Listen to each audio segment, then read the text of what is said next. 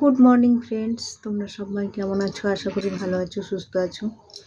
এখন বাজে ঘড়ির কাঁটায় সকাল 7:30। ঘুম থেকে উঠেছি, ফ্রেশ হয়েছি, স্নান করলাম, ধূপ দিলাম, শরবত খেলাম, বসলাম।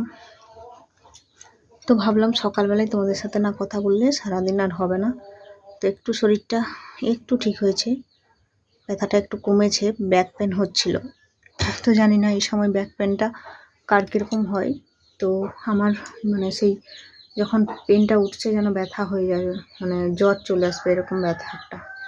তো ডাক্তার মেডিসিন দিয়েছে, আমি কিন্তু এত সহজে মেডিসিনটা খাইনি। আমি অনেকক্ষণ শুয়ে থাকলে জিনিসটা ঠিক হয়ে যাচ্ছে।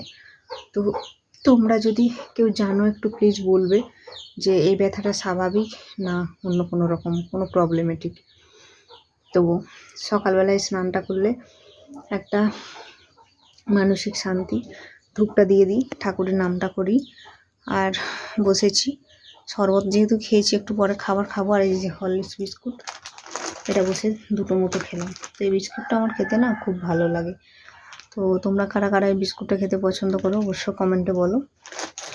তো এই সময় একটু হালকা মিষ্টি খাওয়াটাই ভালো। সবসময় তো নোনতা বিস্কুট খাই, তো ওই জন্য দুটো হরলিক্স বিস্কুট খেলাম।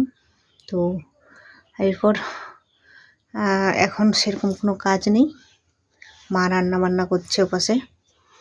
আর তারপরে মায়েরও স্কুল থাকে, তাড়াহুড়ো করে রান্না করে দিয়ে যাই। সারাদিন আমি ওই জন্য স্নানটা করে চুপচাপ থাকি, কারণ ঘরে তো সেরকম কেউ লোক থাকবে না। বাবা থাকে, বোন থাকে, সে ওপরে থাকে, ওর পরীক্ষা আছে, পড়াশোনা করছে। তো আমি ওই জন্য কাউকে ডিস্টার্ব করতে চাই না। সকালবেলা স্নান করে নিলে আমার কাজগুলো কমপ্লিট হয়ে যায়। তো এটাই আর কি, আর কিছুদিন বাকি, ওয়েট করি। এটা হয়ে গেলে একটু শান্তি। আর তোমরা আশীর্বাদ করো যেন সব ঠিকঠাক থাকে। তো চলো আজকের মতো এখানেই রাখলাম, আবার তোমাদের সাথে কালকে দেখা হবে।